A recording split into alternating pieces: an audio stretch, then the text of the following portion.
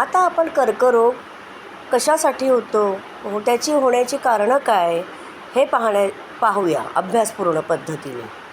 Actually कॅन्सरचे निदान होते तेव्हा व्यक्तीच्या शरीरातील रक्तपेशी व इतर पेशी यांची अनियमित व अनावश्यक अशी अतिप्रमाणात वाढ होते. ही अनावश्यक अनियंत्रित अवाढव्य वाढ म्हणजे पेशी या शरीरातील चांगल्या पेशींना गिळंकृत करून त्यांच्या जीवावर वाढतात. चांगल्या पेशींचा अन्नपुरवठा त्या स्वतः वापरतात व त्यांचा अनैसर्गिक वाढीचे रूपांतर गाठीत होते, ट्यूमरमध्ये होते. आणि पेशीची वाढ ही त्वचा, स्वरयंत्र, तोंड, फुफ्फुसे, पोट, गर्भाशय, अन्ननलिका, आतडी, गुदद्वाराचा भाग, पुरुषांमध्ये प्रोस्टेट ग्रंथी, स्त्रियांमध्ये सर्व्हिक्स येथे किंवा त्या सर्वांमध्ये रक्तातही दोष निर्माण होतो. कॅन्सरचे निश्चित वैद्यकीय कारण सांगता येत नाही, पण चुकीच्या खाण्याच्या पद्धती, मांसाहार, तंबाखू, सिगारेट, दारू ह्याच्या अतिसेवनाने सुद्धा कॅन्सर होण्याची शक्यता वाढली आहे. तसेच रासायनिक खताच्या अधिक प्रमाणाच्या वाढीमुळे सुद्धा कॅन्सरसारखा रोग निर्माण होतो. काहींच्या बाबतीत अनुवंशिकतेचा वाटाही आहे. गुणसूत्रांच्या रचनेत अचानक बदल झाला की कॅन्सरचे निदान होते. कॅन्सरचे पेशीदोष काही वेळा अनुवंशिकतेने आलेले असतात. गर्भाशय, स्तन या स्त्रियांना होणाऱ्या कॅन्सरबाबत स्त्रीच्या आई, बहीण, मावशी, आजी यांना जर कॅन्सर झालेला असेल तर शक्यता वाढते. कॅन्सरचे प्रकार म्हणजे रक्ताचा कॅन्सर, त्वचेचा कॅन्सर, हाडांचे कॅन्सर, स्तनाचा कॅन्सर असे निरनिराळे कॅन्सरचे प्रकार आहेत. आपण आता ज्योतिषशास्त्राच्या दृष्टीने कॅन्सरसाठी असणारी कारणं शोधण्याचा प्रयत्न करू.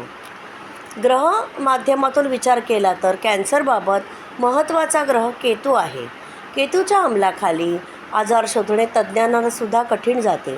गूढ व क्रॉनिक स्वरूपाचे आजार त्यापैकी कॅन्सर गूढ आहे. केतू हा ग्रह मंगळासारखी फळे देतो. तसेच त्याची सत्ता शरीरातील पेशींवर असल्याने पेशींची वाढ करून इतर चांगल्या पेशींवर तो अटॅक करतो. शनी मंगळ. शनी म्हणजे अडथळा निर्माण करणे, मंगळ म्हणजे रक्तमास. कॅन्सर होणे म्हणजे शरीराच्या विशिष्ट भागात अनैसर्गिक गाठी तयार होतात. या प्रक्रियेत शनी मंगळाचा एकत्रित असा परिणाम अनुभवास येतो. या एकत्रित परिणामाने गाठ तयार होऊ शकते. पत्रिकेत ज्या स्थानावर, राशीवर किंवा ज्या ग्रहांवर, भावेशांवर शनी मंगळाचा एकत्रित परिणाम होतो त्या ग्रहभाव निर्देशित अवयवांवर अशा प्रकारचा विकार होण्याची शक्यता वाढते. त्यानुसार पूर्वी सांगितल्याप्रमाणे प्रत्येक राशी ग्रहस्थानाचा शरीरातील कोणत्या अवयवावर अंमल असतो याचा विचार जर आपण केला तर कॅन्सर झालेले काही बाबतीत आढळले आहे. दशमातून मकरेच्या मंगळ शनीची युती चतुर्थावर स्तन कॅन्सरला पूरक अशी रास कर्क तेथे येते. मंगळ व केतू टिशूचा वाढ व नियंत्रणाचे मुख्य ग्रह आहेत. ते दूषित युतीत, नक्षत्राने दूषित, दृष्टीने दूषित असता या रोगाची शक्यता वाढते. भावेश केतूच्या नक्षत्रात कॅन्सरपूरक होतात.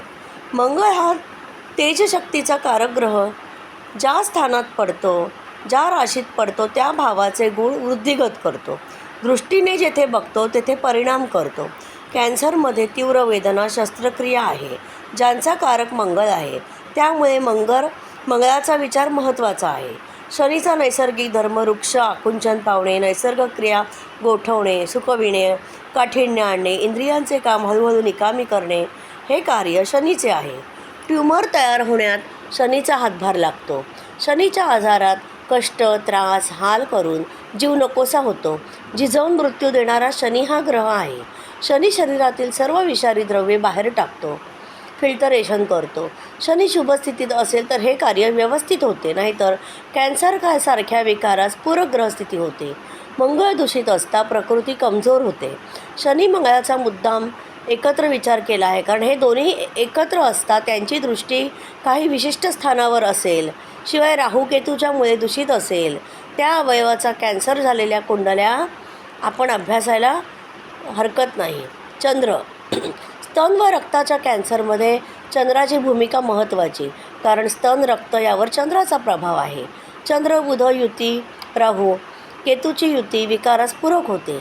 चंद्र मंगळ दूषित, रक्तदोष, चंद्रप्रवाही व मंगळाप्रमाणे रक्ताचा कारक. बुध बोन मेरो स्नायू मज्जासंस्थेचा कारक ग्रह आहे.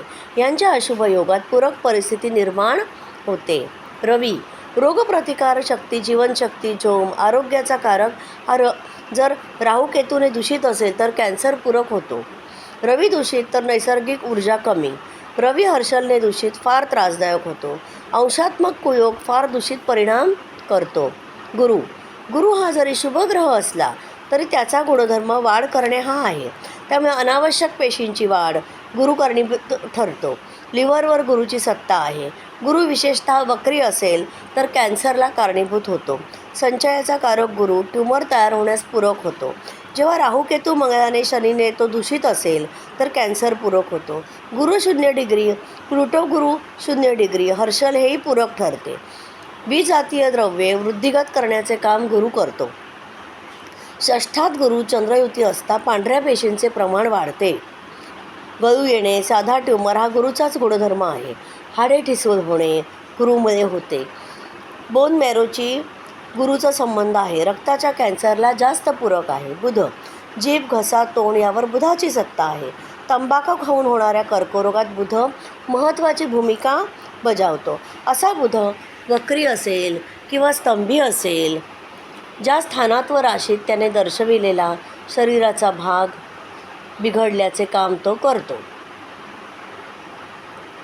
बुधाची नक्षत्र परत्वे स्थिती ही महत्त्वाची आहे.